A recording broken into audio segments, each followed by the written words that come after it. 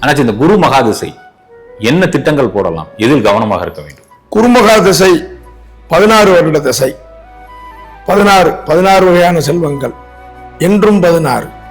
அந்த 16ங்கிறது ஒரு நம்பரை உச்சரிக்கதே ஒரு அதிர்ஷ்டம்.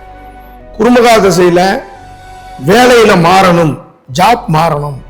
குருமகா திசையில அப்பதான் உங்களுக்கு படிச்சு முடிச்சு குருதசை வருது அப்படின்னா ஒரு அரசு வேலைக்கு முயற்சி பண்ணணும், நல்ல இன்டர்வியூ அட்டன் பண்ணலாம்.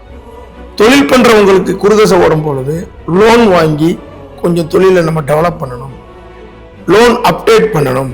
அப்படின்னா இந்த காலத்துல டாப் அப் லோன் சொல்லுவாங்க, அதுவும் இந்த காலங்களில் செய்யலாம். நல்ல ஒரு பதவிக்கு மாறணுங்கிற முயற்சியும் இதுல செய்யலாம். ஹெல்த் ரீதியா ஏதாவது டிஸ்டர்ப் இருந்தா குருதசையில இந்த வியாதி குணமாகக்கூடிய வாய்ப்புகளையும் இதுல என்ன செய்யும், தரும்.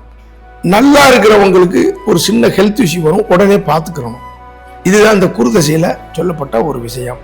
குருமகா தசை வர்ற காலங்கள்ல ஆன்மீக பயணம், வெளியூர் பயணங்கள் ஏற்படும்.